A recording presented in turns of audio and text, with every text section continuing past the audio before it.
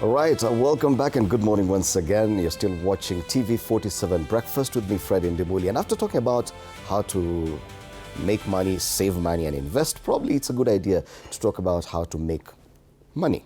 This is 2026. A lot of what we do is based on the internet.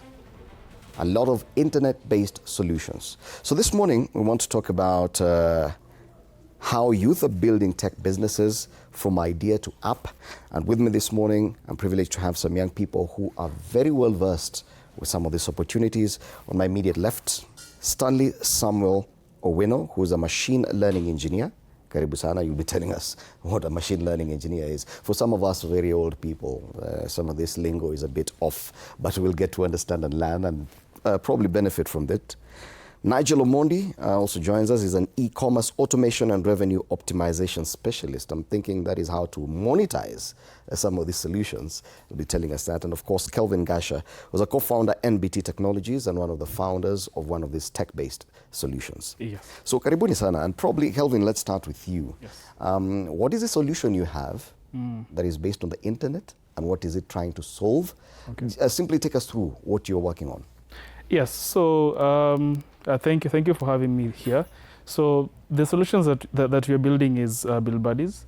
So we have all been in situations where after group expense ends and you need to constantly ping people, hey, I need to me, and you constantly want people to be able to actually send you money after the event. So we actually created Build Buddies to be able to solve this. So Build Buddies is a social bill splitting app that allows you to conveniently be able to actually split bills and instantly. Wow. When you come home and Peter Mahali, because you're talking about after the expense is done and the bills are not yet paid. Yes. What exactly, take us slowly about what is this problem that we're solving here? Okay. Yeah, so the problem that we're actually solving here is the situation where during any sort of group expense, being able to actually follow up who has paid and who has not. For group expense, you mean for example, we've four of us, we've gone somewhere, we have ordered food, the bill comes, right? Now once the bill arrives, there's that awkward conversation of you send me money so that so that I can be able to pay, right? So what happens is that in that particular moment in time, we have had fun. Instead of us focusing on the moment itself, we are now distracted. It's now friction, right? And you have that opportunity where one person decides to actually leave or they actually have a phone call. And now you decide to pay out of your goodwill, right? But then the follow-ups that follow. Any to me, this person blue ticking you on WhatsApp. So me and my two other co-founders found that this is something that most of us actually experience. Because for us young people, most times actually do group outings together. Oh, you split the bill? Yes, we split the bill.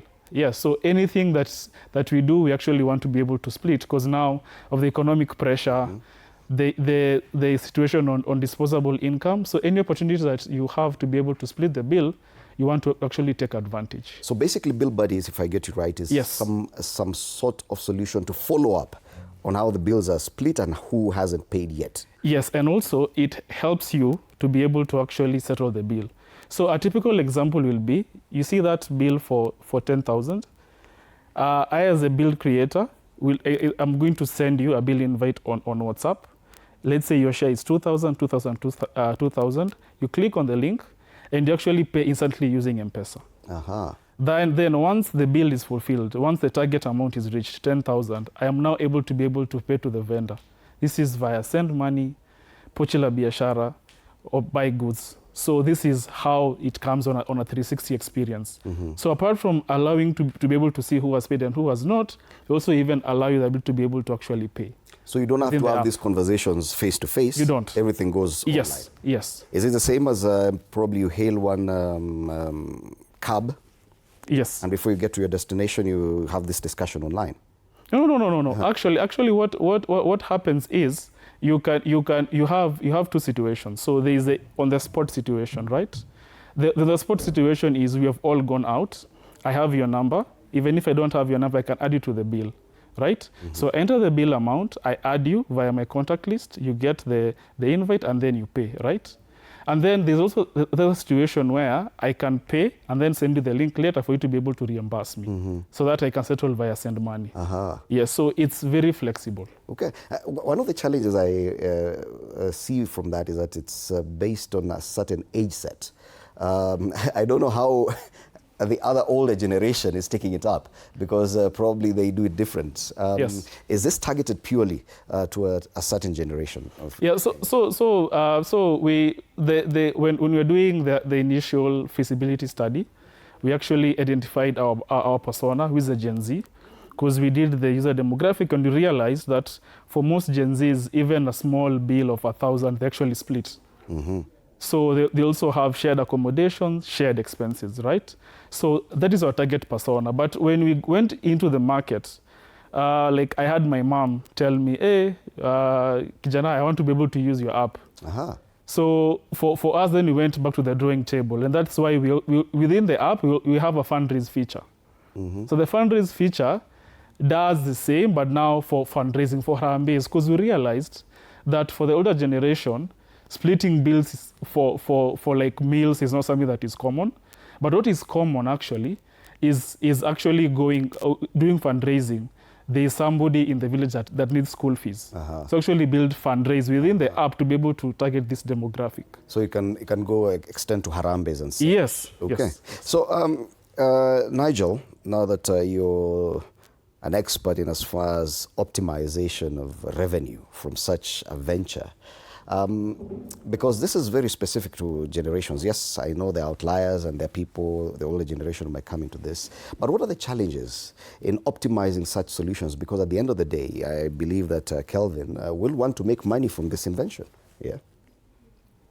Okay, thank you. So as an e-commerce specialist, in his case, he has a whole pipeline from the point of acquiring new users or customers to the point that you actually convert them and retain them and keep them engaged over time. So my role, maybe in your case, will be creating a pipeline, automating pipeline, so that we don't have manual user tracking. Then we have another team doing marketing. Then we have the finance side trying to follow up, or who has not yet sent in their contribution, you know. Yeah, so the basic framework is user acquisition, conversion. Conversion basically is, have we gotten these users to achieve what you want them to do? Yeah. Then finally, retention. Because sometimes you might have a broken funnel whereby you get the first users, they use it, then they slip off. Yeah, so you need a cyclic process where you get users, convert them, retain them, and keep the cycle alive. Yeah. And what are the challenges therein? Because this is something, and an idea like that one, some people may not see it in the initial phase, that you might come up with a brilliant idea. But what takes this idea to actually something that actually provides a solution and then is able to be monetized going forward? Okay. What is that line that needs to be crossed for it, one, to make money, and two, to be something that can provide a sustainable solution going forward? Okay, so I first believe user research is very important, whereby you have actionable data of the need for this product. You've gone out, you've listened to users' pain points, like this is something that they really need, and are they willing to pay for it? Yeah. So once you find your users, there's a need and there's a revenue attached to it, I think that one will have closed one of the biggest loopholes. Okay. Yeah. I'm curious to find out what your role is in this as a machine learning engineer, Stanley. Take us through what you do as a machine learning engineer. What exactly does it mean? And in that kind of space, where do you fit in? Okay, thank you so much, Fred, for this opportunity. So my name is Stanley Samuel Owino, and I'm in the machine learning domain. So this is simply the AI field. So my work is to work on the, we are the people who work on the back end of the systems. You know, we only see ChatGPT, we only see DeepSeek, we only see Meta, but you don't see the people behind now, the Meta AI, the people behind the training. So I'm responsible for the training of the models, for the fine-tuning, and for the policies, regulations, and everything that are used in the model. So basically, I'm responsible for training, fine-tuning, and making sure that the model that is going to the world is suitable and it is industry worthy. Yeah. What are some of the metrics you use to measure probably how easy it is for people to embrace this new technology? Because most of it is first-time first-time experiences for many people. Yeah, so in the AI field, we have something called parameters. So you know, when a model has, when you're talking about parameters, I mean, when a model has something like 70 billion parameters, it means that it scales up to, its knowledge base is so depth that it is able to accommodate a lot of people. It is smarter, and it has neurons that are very specialized.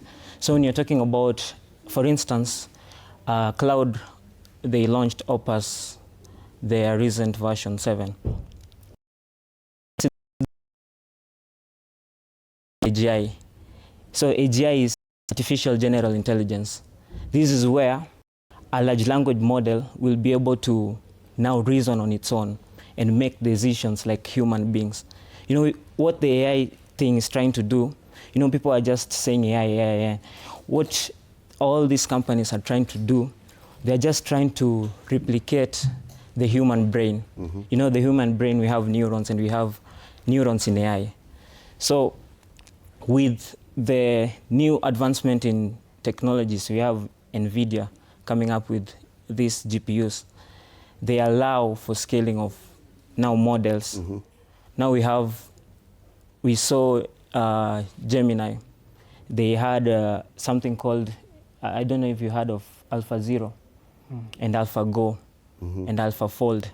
So, and forgive me because I get lost in this conversation. Like now I do not even know where I've gotten into. I'm just flowing and floating. But yeah, I continue. So let me try to explain what AlphaGo is. So AlphaGo was it's one of the things that now Google was trying to do in DeepMind. You know, Google owns now DeepMind. So DeepMind tried to develop an AI model that is responsible for, that is able to do tasks on their own. You know, let me take you back to ChatGPT version GPT-2. You know what AI simply does? It doesn't know what you're going to type. It is not that smart. It only predicts. You know, when you type, my name is, it predicts the other sequence. It's called tokens. So it predicts the other tokens. So what AGI means, I was talking about now AlphaGo. So AlphaGo is where now DeepMind, they now took an AI model and then they left it inside a room like this one, and then they left it to learn on its own. So you see these models, they try and they used the games. So they took a model and they gave it a game. And now when the AI started learning, it was so dumb that it couldn't even play the game. But now later on, after weeks and weeks, it now became smarter, and we saw it beat now China, the biggest gamer in China. Is there a risk involved there with AI? And I ask this in relation to probably developers and people coming with internet-based solutions. When AI is used and then it overtakes how fast the human mind can comprehend and move on. Would, for example, if AI was used in his app, would it get to a point where it takes control over his own invention and becomes something else that he did not even intend initially? Yeah, AI is so dangerous if it's not regulated as per the standards of, you know, the thing that these companies are struggling with. You know, we saw recently ChatGPT, at OpenAI, they signed a deal with now the US. And now these models are struggling with, these companies are now struggling with now we don't trust AI as much because it's very dangerous. Because if at all he decides to use the AI in his app, he will scale faster, and customer care, you won't even struggle with customer care and such. And it will help you in in management and everything. But now the problem comes when now we have bugs inside the AI. We have now the cyber attacks that comes in. And now we have new categories of now attackers. Whom even as a developer, you're not able to control. Exactly. You know, recently there is this trending AI thing called, it's an AI agent. It's called OpenClaw. So OpenClaw is an AI agent that automates tasks. It's able to, you know, recently I tried to use it and I just told it to go to my desktop, create a folder, create a website, deploy it for me, and I just gave it the credentials. It does everything that you want. Yes, but wouldn't that make it, I don't know what kind of process you went through in your innovation and invention. Yes. But does it mean that AI can make your work easier as an innovator or as someone who comes up with these solutions? Is this something that many people can use? Probably people who do not even understand this kind of language you're talking about, but have access to AI tools that they can come up with such a business. Yes, it's a balancing act, right? So for me, because I have a background in computer science, it becomes now a force multiplier. So if I'm 6x an engineer, it makes me 10 times better. So the question that we'll have for somebody that is non-technical is for them to be able to approach it with some level of caution. Because when you do something without knowing the intricacies, if a bug arises, your main focus will be to only fix the minimal bugs, but the critical ones. Like we've had situations where I've seen on X where an app was deployed and it actually exposed user information. So at the end of the day, as a product person, as somebody that had an idea you've already launched, but in the process you're now hit with lawsuits because information of people are actually leaked. Yes. So for non-techies, it's very important for them to actually use it with a grain of salt, I would say. So use it with caution. Yet most of these innovations are targeted at non-techies. It's not just for technically savvy people. Yes. Majority of our society find probably in the next 10 years, the majority will be technically savvy. But as it is right now, they're not. Are there real risks with online businesses or internet-based solutions in comparison to the old style of doing business, where the government has proper controls over everything you do, as opposed to this one that I'm not even certain our government, for example, is able to control that? Yeah, there are real risks because what's happening nowadays is people tend to now rely fully on AI. They just need autonomous processes. But I do believe there should still be human in the loop. They're called human in the loop. So that there are some actions that need to be authorized by a real human. Yeah, so as much as you can create your automations, but have some checks done by humans, then now you're talking about the risks. We should have a kill switch, or we call them guardrails to AI, you know? And nowadays you don't need to be techie to do that. You just tell it in plain English. You are confined to this area. For example, I'm in e-commerce. When I'm creating even my simple chatbot, I won't allow it to discuss things about Asia, you know, football. I'll just tell it, your job is to discuss about customer service, e-commerce, you know. So those don't go beyond this slide. Yes. So those are the guardrails that you need to put on AI. Then for critical things, maybe dealing with banks or transactions, you can have a human, like an accountant, to counter-check those and verify that it's okay to proceed with this action. Yeah. Do you believe that a lot of people coming up with these internet-based solutions have this in mind? The risks involved, AI, probably the solutions it can provide, and I'm talking about solutions because I'm trying to be very positive about it. Do they have this in mind? Because when we think about business, it's about profit at the end. I just need to know the money I'm making from this. Do you think most developers of such solutions have this in mind? No, I don't think that they have this in mind because, number one, when you talk about AI, someone just thinks that it is just it's just something that enables you to do something. So when let's say, for instance, when I first met ChatGPT and I tried it in my assignment, and I found that it could do better than what I could do, I now started trusting now the AI more than even myself. Mm-hmm. And now that is just assignment. So when you're coming to business, I saw recently there is this company, I'm forgetting the name. The guy just built an entire company, a web-based company, on just AI. He used an AI called Lovable AI to build the website. And you know, the danger in that is that he doesn't understand the infrastructure of now product building, from now the building phase, from the front end, the back ends, and the whole stack. So the danger in this is that you don't understand the security of your system. That is where you find a system has crashed all of a sudden. And the danger in that is also you won't even be able to convince other people that you understand your product, because you are just focused on delivering to the customer. Your mind is just focused on the returns on the investment, but you're not focused on now the foundation architecture of the whole product. So I don't think that businessmen will. I think it is very dangerous for them to fully go into AI, since they won't understand the whole architecture of AI. AI is just probably one of the risks involved. Just take us through the process from idea to actually now the solution you have. What did you go through? Yeah, so I'll talk about the idea, because the idea stemmed from a real problem. So I remember it was last year, in July, we had gone a group of 12 to a place in Embu called Camp Dunda. We had an amazing experience.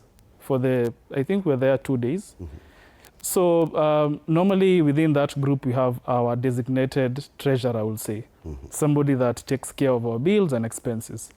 So the time we were actually going to offset the bill, we spent like 1 hour, like going through, wewe nilikutumia hujanitumia. Yeah. So that process was very chaotic. Wewe ulikunywa soda 3 na mimi siku. So we actually we were in a situation where we were manually, that person was actually going through everything, going through her M-Pesa, what was her balance before. It was so chaotic, and the waiter was on our back. So at that moment in time, something hit me, right? I saw that this is a problem. And I remember, like, I've constantly been in situations where I felt the same pain. But this is now very real, right? So there and then, there were my other 2 friends who were from a tech background and also product background. So I told them, I have this idea that I want you guys to actually think about it. So I went back home, used Gemini to actually come up with a product document. This is a problem.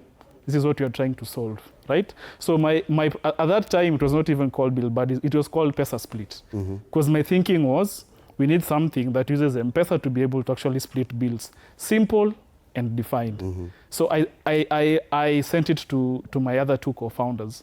One of them is a product guy. So he actually took the document, refined it, made it better. Now, from my perspective, because I come from tech, my role was to take that product idea, come up with a tech plan.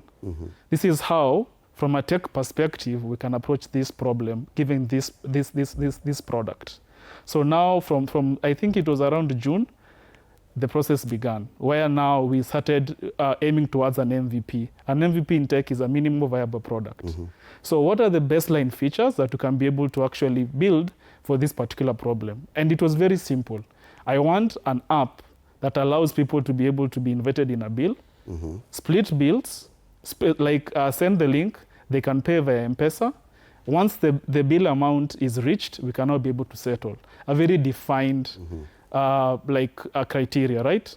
So we began the process. It took us 3 months for us to actually have an MVP. From idea to that yes, minimum viable product. Yes. Yes, so it took us 3 months. Okay. Apart from your own experience, as you said, you traveled and you went through that problem, you found the need for this solution.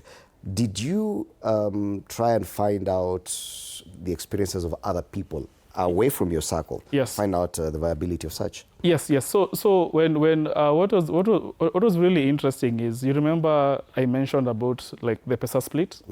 So in my thinking, that was the best name for it. So we decided, also one of our co-founders is into data. So she said, let's do this. Let's create a questionnaire. Let's poll, like I think it was around 72 people from different diverse backgrounds. Let's ask them which is the best name for this product. And the feedback that we got was, this app is very amazing. I'm having this same problem among my cohort. So out of that need for us to be able to find a name that best describes what we want to be able to build, we actually validated the idea and the problem. Because at the end of the day, the users told us this is what we want the product to be named. And they actually gave us suggestions of how the product should work. How much of that altered your initial idea? I will not say it altered, it actually validated. Because at the end of the day, we realized, together with 3 of us and our family members, that this is something very common. Okay. So once we got that questionnaire out, and we saw the polls, we saw the data, we actually have this Excel document that is still there about, this is what you guys should build, this is a very nice idea, this is what you guys should focus on. Guys were very open and honest with us about this particular problem. All right. And Nigel, when you are presented such an idea, probably at the initial stage before they even come up with a product, is it possible, because someone could come up with a brilliant, not a brilliant problem if there's anything like that, but a problem and a possible solution, are you in a position to tell that this idea won't go far? This is an idea probably that can be monetized if done correctly. Is it that easy to tell a good idea for an internet-based solution from a bad one or from an average one? Right. From my personal experience, I'm driven by data. So I cannot just off of my head say it's a brilliant idea and it will work. Yeah, it could be a brilliant idea, but now there's the working part because you need to monetize it. Yeah, so I'll be driven by data again. Yeah. Have you encountered such ideas? Because young people now, most of them are going tech. All our problems, we believe they will be sorted out through an internet-based solution. So ideas are many out there. Yeah. And many people may be trying to get into business on that line. Yes. Have you encountered ideas that you are like, this one, wacha tu? Yes, I have encountered a lot of ideas. Some I've tried myself. I'm like, in my mind, this is a good idea. So I was starting from me, what I think people need. Then I build it. You've spent a lot hours building, iterating. Then when you take it to the market, you find that probably the need is not that big. Yeah, you could have 1 or 2 people who might want to use it, but it's not sustainable. Yeah, so from experience, I believe have the idea, then test it out. At what point in that journey that he took us through, at what point do you decide, okay, fine, this one, if I do not probably test it beyond my circles, then I should not proceed? Okay, so personally, I'd give it a timeline, like 3 months. We have 3 months to roll this out, go to the public, test it. If within 3 months, we've not seen like commendable progress or promising market, we'll be like, should we change the idea or should we change the strategy? So I believe the faster you sit down and discuss what you found from the market, the faster you can either change the direction or change strategies. Yeah, because I'm trying to feel or think how an entrepreneur thinks. Yeah. Should I test the idea more or should I test the product more? Because there was the idea and the minimum viable product. Yeah. Which one should I subject to rigorous test more? The product. Not the idea. Not the idea, the product. Yeah, because the product, the users will be giving, these are people will be using your product every day. Yeah, so you'll see whether they like it or whether they can even recommend you. So again, it's all about the product and the people using it. So if I get an idea, I should push through to get at least to a product first before I take it to the market for testing. Yes, so that even unsupervised, you can know how people feel about your product and they'll be using it daily. So you need them to be comfortable and not just use it because you're there standing that, hey, please test my app, you know. You can do unsupervised testing whereby you will just know maybe the drop-off rate per app, how long does it take for somebody to accomplish what they want. You know, they first get into your app, you want them to either send that money. How easy is it to navigate? How convenient is it?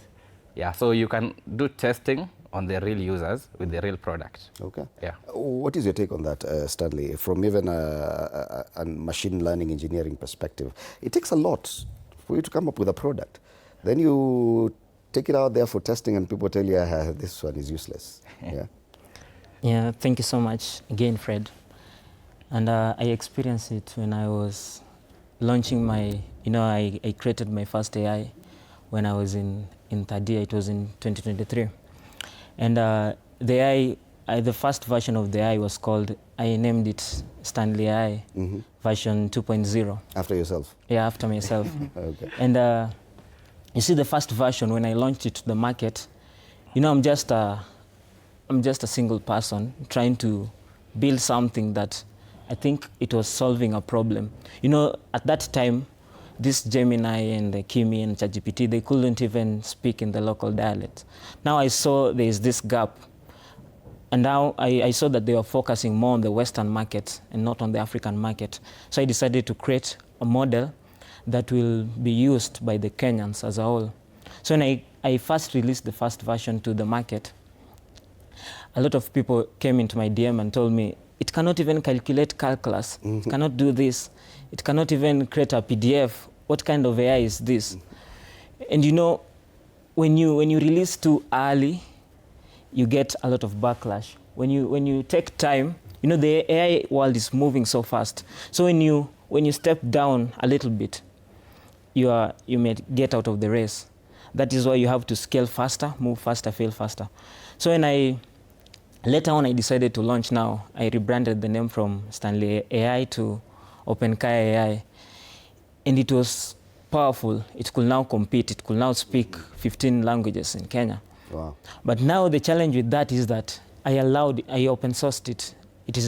You can even search on any browser that you have, OpenKai AI, it is there. Now the problem with that is that, I'm only a single person managing the AI. I cannot match the standards of the likes of OpenKai and Cloud, the big fish in the market. So I decided now to now limit people, now to a certain number of users. It failed. I lost a lot of people. Because of that decision? Because of that decisions. And now I tried now to limit the number of contexts. There's something called, when you prompt, the text that is the output that you're getting the system sees it as tokens. So the more the tokens, the more the computing power.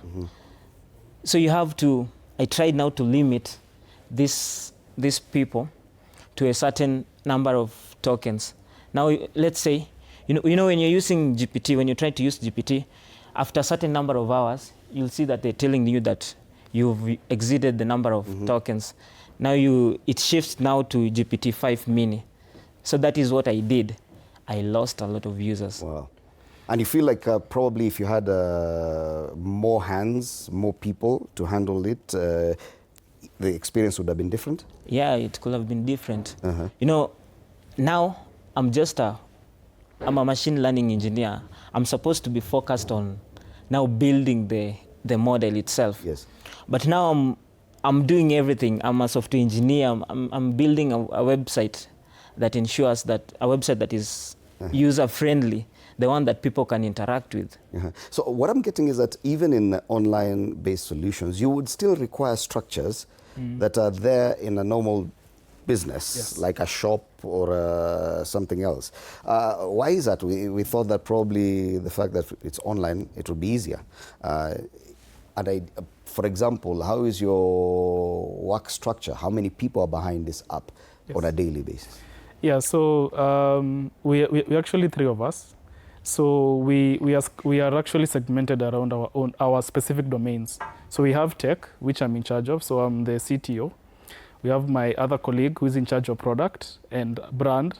That's where you see logos. We is in charge of social media, product direction, and then we have my other co-founder who is actually responsible for marketing, growth, and operations. So each one of us have their own domain. So like for me, my main domain is to ensure that the product itself from a tech perspective is scalable. And then also ensure that within the product vision, I can be able to execute. So we are totally product driven. So product comes up with, this is what I think we should do.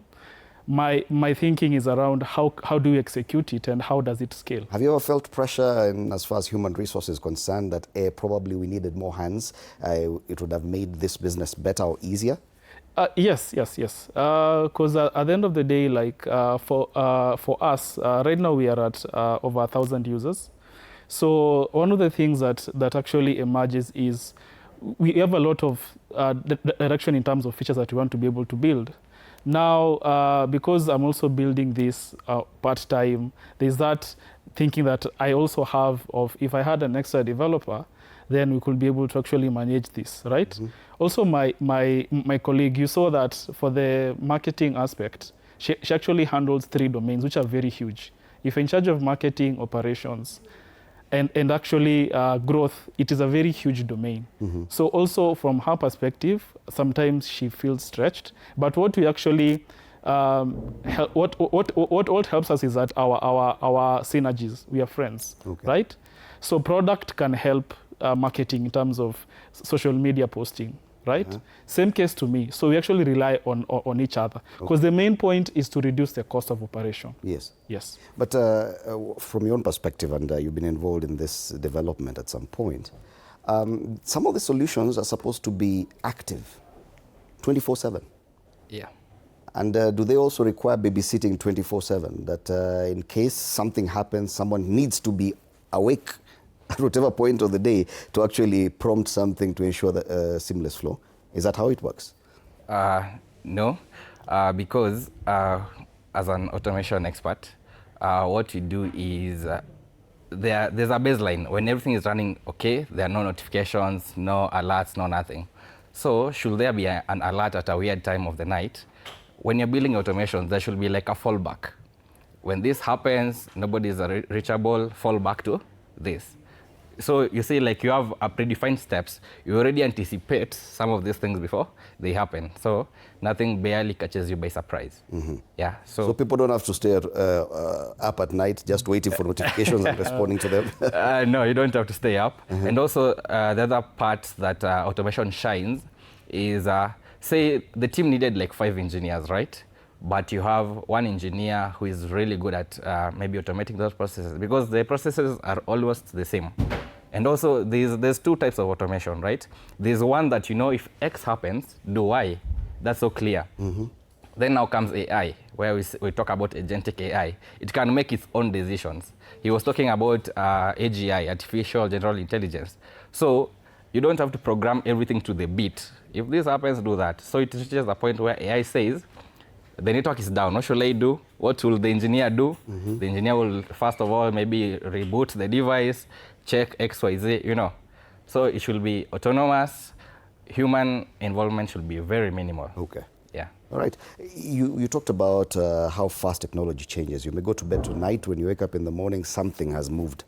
And do you see that as a risk in as far as running a business, that you went to bed knowing that your business is being run this way?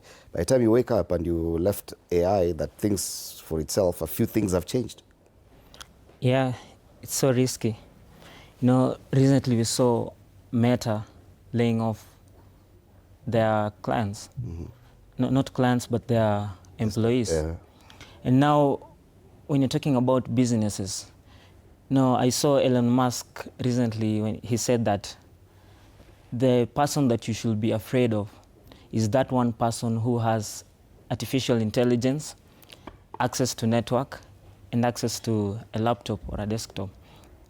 Now this person is so dangerous in such a way that he can compete with very big companies at scale because of how fast the technology is changing.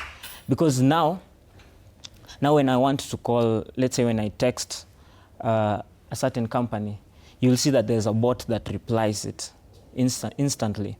So when you're talking about risk, companies need to check on this. Because you saw, when you're talking about IBM, when IBM slept just for a single month, that is when Bill Gates built Microsoft and it beat IBM. So when you in the tech world, you're not supposed to lay low, or you're not supposed to be afraid to adapt. You're supposed to move fast, or else you're going to be beaten in the game. So you have to be constantly changing. Exactly. That is why we are seeing... Even your innovation has to be constantly changing. Yeah. That's why we are seeing now Meta, and Meta recently acquired a company called Scale AI that is responsible for now collecting data. Okay. You know, the data that is being used to train the models is collected by people. We are seeing Kenyans being used to train to collect data, not to train, to collect the data. So when Meta is trying so much to be on top of the race, but it's still hard for them. I recently saw that Mark Zuckerberg lost 80 billion when trying to get into the AI. There's something called AI glasses. We saw ChatGPT closing down Sora. Sora is a video generation AI that enables you to generate videos. So we are seeing these companies trying and failing, but scaling fast. They're not afraid to move fast. Okay. And let me talk about ChatGPT. You know, ChatGPT, they're not yet at a point where they're making profits. They're still making big losses, but we are still seeing these big companies investing in them. Recently, NVIDIA invested 200 billion in them. So we are still seeing these big companies betting on them, not because they know what they're doing, it's because the technology changes very fast. And if you don't scale up with these current trends, then you're going to get out of the race. I can see our time is quickly running out and I have a lot of questions, but quickly on this one, how profitable are these online solutions? And secondly, with this kind of technology that he talks about, isn't it easy, very easy for someone to actually use AI or other technology to just come, go through your system and replicate the same and become a competition? Yeah, so I'll talk about profitability.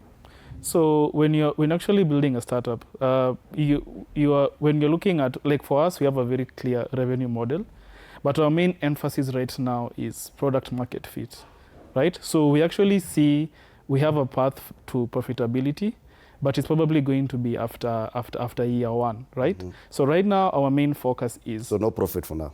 No profit for now. We have marginal profits, but it's not enough to be able to actually... it's not material enough, I will say. So for us right now, the main thing is we have this idea, we need to be able to actually validate it. We have faith that given our revenue projections, it's really scalable, but we need to be able to prove that, right? So the other question is on if somebody else comes, looks at our source code, looks at our idea and tries to replicate it, that is entirely possible, right? That can happen, but what is different is the level of execution that we have actually done and the level of effort. Because you'll realize in entrepreneurship, it's not necessarily you having the raw output, but how do you mesh all these things together, product, marketing, and how do you create synergy to be able to create a unified product that you're able to actually sell.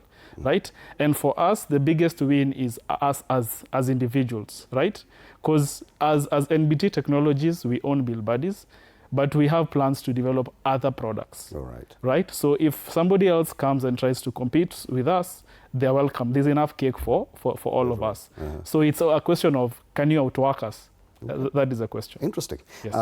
As you make your final comments, there's the issue of internet speeds and internet penetration. Are we saying that these solutions are only available for people who are in urban centers like Nairobi? Ukitoka tu hivi kidogo, no one can develop anything?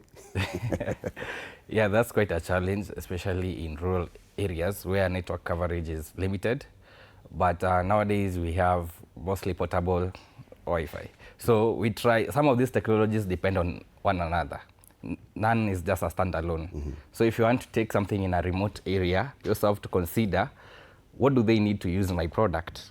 Yeah, so it comes as a chain of what you need to run your business. Right. Yeah, and talking about maybe replication of ideas, again, this comes back to how do you retain your customers? Acquire a customer, convert them, and retain them. Kazi ni ile ile. You still have to do marketing. Yeah. Yeah, because if your product is good, your retention is good, why will they leave you? You know, there'll always be other competitors in whatever business you start. But how do you keep them in the loop of your business? Yeah. Interesting. Finally, as you make your final comment from your standpoint, what would you tell any young person looking to begin a business or to venture into business in as far as providing internet-based solutions? So when I was getting into this field, I got help from my good friends, Job Kennedy and Abraham Muka. And when you're starting as a young person, it's so hard because you don't have resources. You don't have the right support from the community. But the only advice that I can give you is that start with what you have, because I started with a laptop. What is the biggest need in terms of resources in developing this kind of business? And now it's cheaper, because now you're having companies open sourcing a lot of things. Now building a website it's very cheap to build a website that is used by almost 50,000 people. It's cheap. I can do that in my room in like a week. So now it's cheaper. The only thing that I can say, time. We need to invest. You know, we young people, we don't normally like to invest in the right things. So I will advise any young person to invest in learning a lot of things, because I learned from YouTube, Allison, and in these big sites. These big companies are giving out free courses. So just learn, scale, and don't be afraid to move. Yeah. In 15 seconds, what's one advice you'd give someone who's looking to start business in this way? Don't be afraid to start, and fail fast, fail forward. All right. Yeah. Kelvin.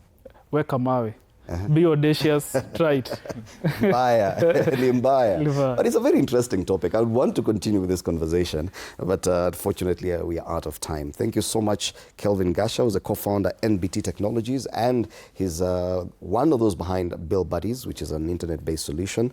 We have Nigel Omondi, e-commerce automation and revenue optimization specialist. Kutengeneza pesa na solution yako, is a guy to see, and jamaa wa machine learning engineering, Stanley Samuel Owino. Thank you so much for your insightful contribution to this discussion. We've been talking about how youth are building tech businesses from idea to app. You may have a brilliant idea. How do you get from that to a possible solution? Well, these are the kind of conversations that you get on TV47 Breakfast, and we'll continue having this. After the break, we have a repeat of what we ran earlier in State of the Nation. My name is Fred Indimuli. Good morning.